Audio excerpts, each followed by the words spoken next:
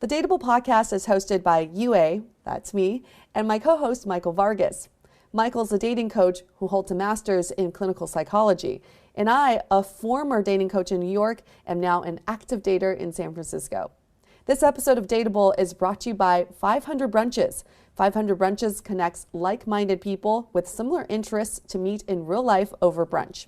You answer a quick questionnaire about your interests and how you spend your time, and then they'll match you in small groups of 6 to 8 at a brunch spot in San Francisco. Get a free entry into a brunch now by signing up at 500brunches.com and using the code DATEABLE. On the last episode, we hung out with Amanda Bradford, CEO and founder of the League dating app, and we were able to get a glimpse into her dating life. As soon as people match with me, they start assuming that I'm like looking at all their data as if I have A, the time, and B, the interest. He had like a really hard time dealing with the fact that I was like, the ROI on cooking is not there for us, especially as one person, even when there's two. What are some of the issues that you're still facing here? And a little bit of like, everyone's pretty selfish, like myself included. Well, that's the big argument of like, does an alpha need a beta? Like, if you look at the comments on my article, like a ton of them were like, girl, you need a beta male, like, call me. On this episode, we continue our conversation with Amanda, more specifically about the inner workings of the League app itself. What is it like running your own dating app? It's super weird. Did you ever think, like 10 years ago, did you ever think, I'm gonna start my own dating app? No, and I think that I was like, the people that are in that industry are crazy, and they are. It's an interesting They are. I mean, it's actually the online dating in general, not now, I like to say we're in a new era, like post-Tinder era, but the pre-Tinder era, online dating sites were literally not far on the spectrum from porn sites. Like, they had a different skin. They talked about dating instead of like naked girls, but like lots of them shared the same like back-end infrastructure. A lot of them were owned by the same companies. A lot of them moved users back and forth. Like, guys that were horny would go to a dating site, and then you could get kind of funneled into these like naked girls chatting free live stuff. So it's like, it's a skeezy industry, and so that was again one of the reasons like why I want to kind of create this like classy place that's like very separated from that. And even some of the dating apps today that we're using, that all my friends are using, I'm like, that is literally a fake profile. Like, please believe me. And they're like, no, there's hotter profiles on this app, Amanda. And I won't say the name, but I'm like, no, that is the like dirty underbelly of this industry. They are feeding you hot profiles from all over the world because they want you to think that this app is full of like gorgeous supermodels. So anyway, I get frustrated because the space is just not really known for having like kind of a ton of ethics and standards. And Silicon Valley doesn't really like the dating space. Like, it's very hard to raise funding for dating sites. It's there hasn't been a ton of really successful exits. I think partially because people go after the like quick buck of like, oh, horny men, let me like see how much money I can extract from horny men. And so they all end up being like lifestyle businesses that, are like between $5 and $10 million in revenue, and most people just kind of cash out. And so it's just like a very crazy space, and I cannot believe I'm in it now. And I got asked to be on a panel that was called like the vice industry, and I was like, oh my God, my parents must be so proud of their daughter who is like forging ahead in the vice industry. It was like me, drugs, sex, like cannabis, a gambling startup. So it was like same thing. We were all bucketed together into this like. You guarantee that all the profiles on the League are true. Yeah.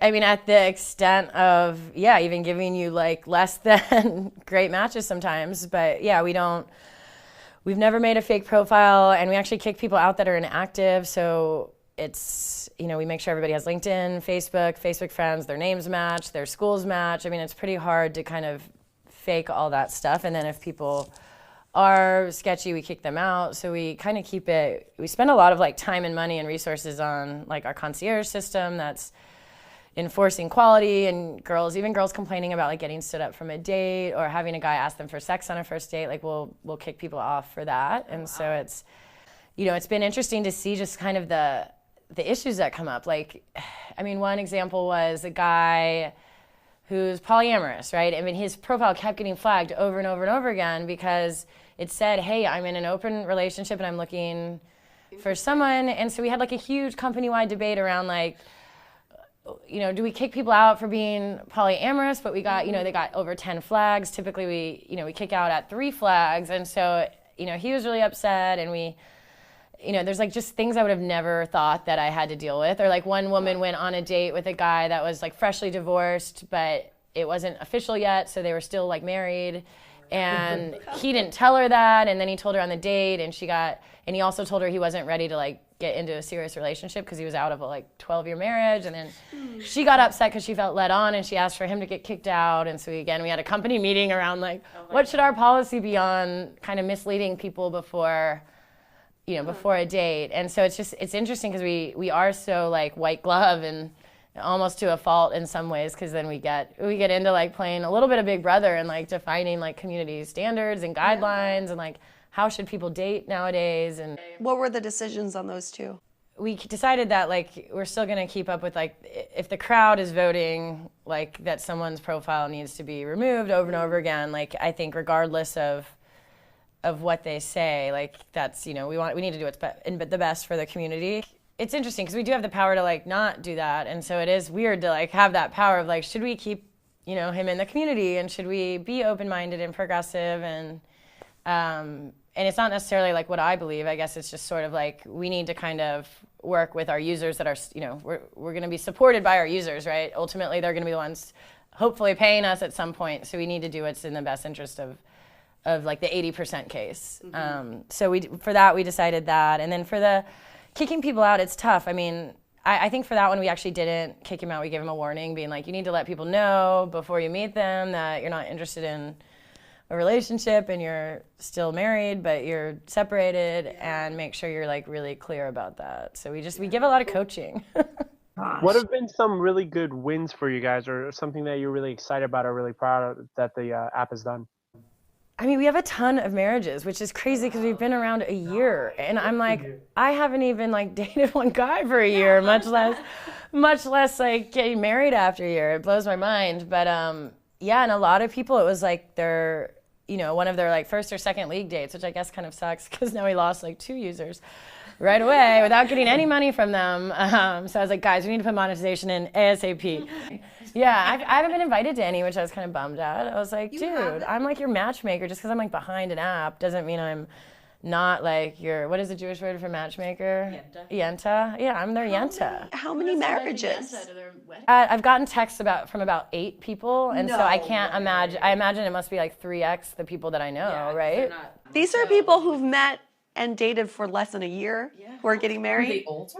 30s or young 30s. Wow. That's an interesting statistic. I didn't really, but we haven't collected it too well, so it's all anecdotal, and I also don't want to like super publicize it because I really don't want to be like the eHarmony where you like join the league to get married, because like that freaks me out. But I think it's a mindset. I think that speaks to the mindset of people who are on the league. Yeah, they're just more serious, and they're taking dating seriously, and if they find someone that works, like they're ready, you know. Have you like learned anything about dating culture in other cities that you can reflect back? Oh my gosh, don't move to New York. As a woman, don't do it. I was like, I am doing literally, so I have 2 profiles. I have Mandy, who's New York, and I have Amanda, who's San Francisco.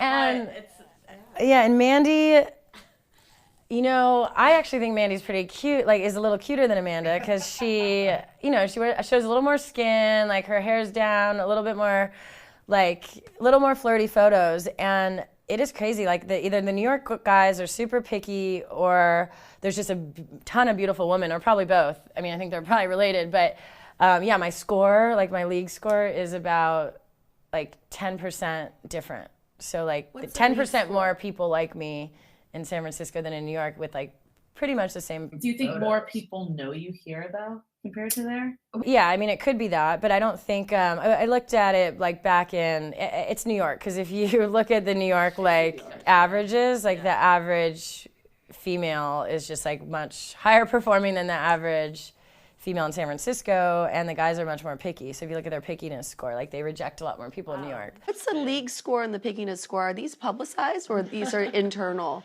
They're internal. Like we let you sort by like flakiness and by like most popular. So it's like, it's essentially like it's like how many people that have seen you that swipe right. But only you guys know this.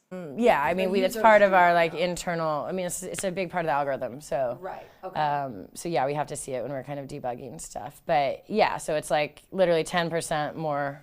I have a 10% lift in San Francisco than in New York, which is crazy for like the same photo. So I don't know. And then there's a lot more, there's more women than men in New York. And it seems like a lot of our like complaints about guys being like, oh, I thought we were going to sleep with each other on this date, like being assholes, are like all from New York. Like almost all our douchebag dudes that we either kick out or are trying to like, you know, hook up really obviously, like, let's meet up at 1 a.m. and like, what size is your bra? Like that kind of stuff. Wow. All from New York. So ladies of San Francisco, do not be discouraged. Yeah, be thankful that we have a nicer gentleman here. I do find men in San Francisco more respectful of women. For sure. And I mean, literally, if you just look at the people, I kind of want to do a blog post about the people we've kicked out of the league, but and like do a little bit of a public hanging, but I'll probably get sued.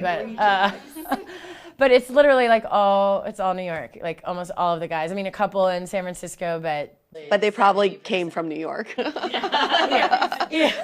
I want to talk about your waiting list. Okay. This is like the ultimate mystery. Yeah. I mean, when I first signed up for the league, I was like 60,352nd, place. Who's the person who gets to decide who gets in? So it's actually like pretty convoluted process. It's a variety of stuff. So we look at, like, there's like a bunch of, think of it as a funnel, right? So there's a bunch of things you need to like have to even get into the funnel. So one is like 6 photos. So like people like sometimes import Facebook photos, they don't have 6, so like they're kind of in purgatory. Like we don't even put them in the funnel. And then if like you don't have your information filled out, and so then once you're in the funnel, we have like a prioritization algorithm.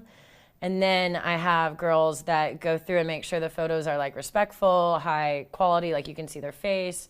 No sunglasses, like we try to kind of send them, and then they get an automated email if their photos are like not up to snuff, so they can fix them. So we try to give everyone an opportunity to like kind of make their profile league worthy, is what we call it. But the idea is like, it's almost like a college admissions. Like you spend so much time on your college admissions, like take a little bit of time with your dating profile, like put a tiny bit of like, I don't know, 2 minutes into it, and don't like import a photo of you doing a keg stand from college when you're like 27. And yeah, I mean, oh my God, there's like guys that have like their first photo is like 2 girls with bikinis next to them with their like shirt off. I mean, whoa, there's nothing wrong with that. We're just saying we're having a fun time at the beach. Yeah. But it's a little bit of like the first impression of the app. I mean, we think of it as like, imagine everyone's a brand new user. If that's the first person they get in their feed, and we've kind of promised them this sort of like, more upscale, more, serious people that are interested in dating, like showing a guy like crushing a beer on his head as your first person you see in your feed, like that's not a good experience. So yeah, I mean, that's a big thing. And then we try to look at the, if your friends that have referred you, we try to give priority to our members. So it's a lot of little factors like that. Every profile gets reviewed? Every profile, at least their first photo, gets reviewed by a human. Yeah. That's a lot of work. Yeah. Well, we have a system that's pretty, I mean, you can kind of like Tinder it, if you will. So it's like you can scroll through and see, it's usually like picking the ones that have bad photos and like trying to email them. And so yeah, I mean, we could automate it, and we probably will put technology in, so we're not being like, oh, yeah, sunglasses, because that's just, so we're working on that. And that waiting list, is that real? Is that number real, or is it just to really like intimidate people? No, I mean, I guess it's a little bit misleading in the sense that we changed it now because we got some feedback on it. So now it tells you like your San Francisco wait list and then like global wait list. It's not like all those people were like in San Francisco in line ahead of you. So, but it kind of sound, maybe we should have kept it ambiguous so it sounds even crazier. But one thing I really like, because I've recently been on the league, and one thing I really like about it is that you mentioned this too, that you kick people out if they're inactive. And I've seen the concierge kind of like stress like, oh yeah, we're about to send another one out. Okay, like women send messages, and like, so I think that is a huge issue with online dating. It's like there's so much fatigue that no one messages. I think it's gotten worse too with, I don't know if it's our new upgrade or what, but we've gotten more complaints around, honestly, I think we are encouraging the girls to message first, and there's other apps out there that now let the girl message first, and I don't know if guys are getting like lazy or something, but it is, I feel like the guys' response rate has gone down, which is weird. I think it's honestly like a combination of like timing. Like I don't message back a lot. Like if I know I'm gonna be out of town or I'm just like, man, I'm not into dating right now. I mean, like a lot of times you check these apps, but you're not really like in it. Yeah. And I mean, I'm like that too. And so it's hard for us to like vet that because I am checking it every day. So I wouldn't have like a bad score, but then I don't respond to people. And so then my flaky score goes up, but that's, you know, and I get deprioritized a little bit in the algorithm, but for the most part, guys don't know not to message me, right? So I think it's hard. It's hard because it's hard to know where people are and kind of the like, how serious you are about dating. So I think it is, and it's really hard to kind of put that into the algorithm, that kind of like intent. And how do you quantify that, you know? Because I don't think, most people don't know their intent anyway. And I think also people have like FOMO in the sense where like they go on the app and they like people because they kind of want to see what's out there, but you don't necessarily want to like, you don't want to miss out, but you don't necessarily want to start anything because there is activation effort involved. Like, I mean, I'll be the first to admit, like, there's some great guys that like want to meet for drinks, and I'm like, the amount of effort's like, kind of book that into my schedule, like get off your couch when you're watching House of Cards or whatever it is, and like you do have to kind of really want it or like want to be engaged in that. And so I do think it's just tough. It's like timing. It's trying to align everyone's timing, and it's something I don't think anyone's really figured out yet. So I really like the fact that it's a little bit of effort because like you were saying earlier or earlier at one point where it's so interesting when people have different levels of efforts going into the relationship. So here there has to be a little bit more effort put in, which I think would be a better indicator for a relationship working out. For sure. Yeah, I mean, if both people are getting off their couch and meeting for coffee, like that's a huge first step. And then, you know, that's like the hurdle that we're trying to overcome. Have you guys thought about eventually publicizing your flakiness score? We have. I actually had it on the roadmap, but I took it off because I don't know. I think we want to think about how to build that into whether it's monetization or some sort of feature that kind of helps improve that person's, you know, overall kind of like profile.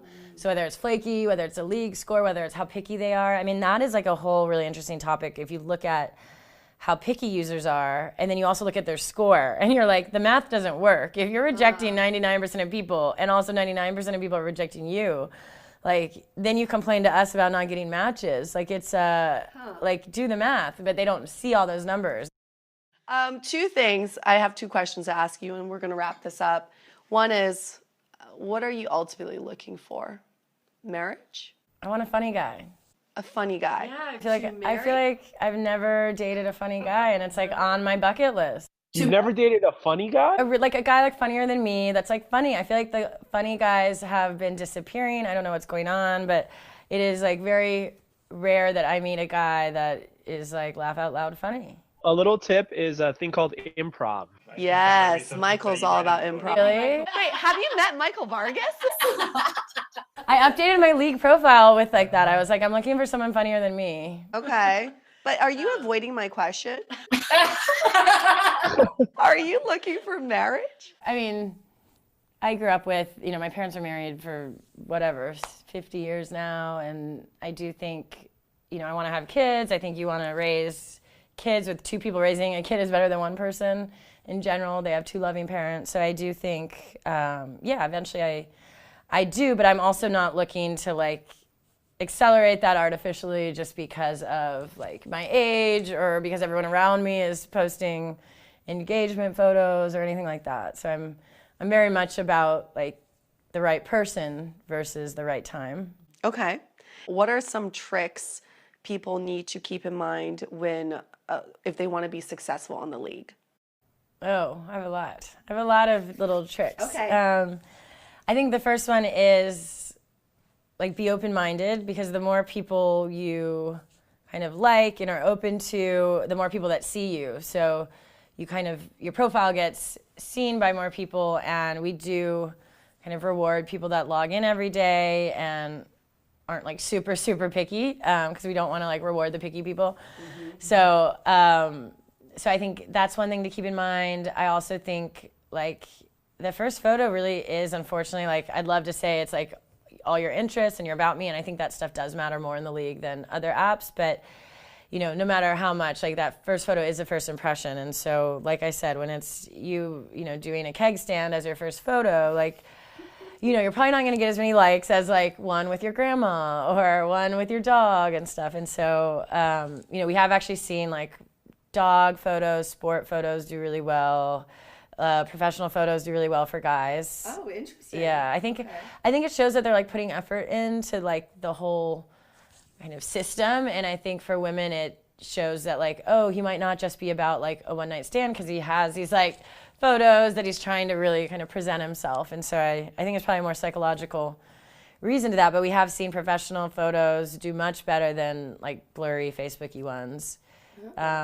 What other tips? I think, yeah, not doing group shots, because especially I always say don't do group shots when you have a friend that's more attractive than you, like ever. You would think that's a given. No, people all the time do it. They're like with some like supermodel friend, and then you're like, why are you doing that? Like everyone just gets disappointed, and then it's just. I think some other tips are, yeah, I mean, I think messaging first. Like we do see, I mean, the study just came out, I think from New York Times, that like women that message first do better on online dating. Really? Yeah, you guys should Google it. It's just, it is, because it's like the guys are so used to getting rejected and ghosted and all that, that like when a woman reaches out, they're like, oh wow, this is great. This is like probably gonna, we could meet up for coffee. And so they'll like put more time into that match than like messaging all their other like women that they have in their queue, right? So, so I always encourage my girlfriends to message, like, I was like, pick your top 3 favorite guys in your match queue and message them. Like, why not? What about getting off the wait list? If you have a VIP ticket, so we give everyone in the league like one pass to give a friend, so that bumps you up a lot, like that gets you in a lot faster. And then the other stuff is just like the profile filled out. So if it's like a super blank profile or you don't have anything listed on your LinkedIn, like there's a lot of people that just like create LinkedIn accounts for the sake of signing up, and then they don't say anything about what they do or their education, or they don't have any interest. So they're kind of like, I call them like ghost profiles. I'm like, who are you? Trying to optimize a lot of it is like backlog on us. So we're trying to optimize a lot of the operations so that people aren't waiting so long, but we had a lot of technical debt to get out of. So it was a lot of, it's not you, it's us. What are any future plans that you have for the league? So we have a lot of plans. I think for me, like one of the big features I want to build is kind of for the anti-online daters. So a lot of people like just don't really like this kind of stiff meeting for coffee or drinks, and the whole one-on-one, like you're kind of on an interview, like the whole thing is like stilted and very, you know, transactional. And I'm personally fine with it because I think it's efficient or whatever, but a lot of people are like, it's not romantic, there's like no serendipity. And so we're really trying to bring in like the offline component into the apps. Oh, another good example is like we don't ever have events for LGBT, and we always get a lot of flack for that. And I'm like, let's have people that are kind of our captains that can start these events, and we can enable them or give them funding or whatever it might be, so that our members can kind of like, because then you're meeting like 10, 20 people in 1 hour, whereas you could be meeting one douchebag for 1 hour. So like, it's actually more efficient use of your time if you can get everyone to like go to an event or a concert or whatever it might be, music in the park. All right, we're gonna wrap this up. You guys don't forget to submit your stories, and you can always remain anonymous. We don't have to use your real name or anybody's real name. You can be anybody you want. Thanks so much, Amanda, for being here. And Thank you, Amanda. Yeah, this was super fun. Michael, wrap it up. Stay dateable. The most efficient way to meet new people is a combination of online and offline. 500 Brunches has your offline covered. Connect over brunch with new friends. Come alone or bring a buddy. There is always a table full of friendly faces, mimosas, and eggs Benedict. Sign up at 500brunches.com and use the code DATEABLE for a free entry. To connect with us, visit dateablepodcast.com.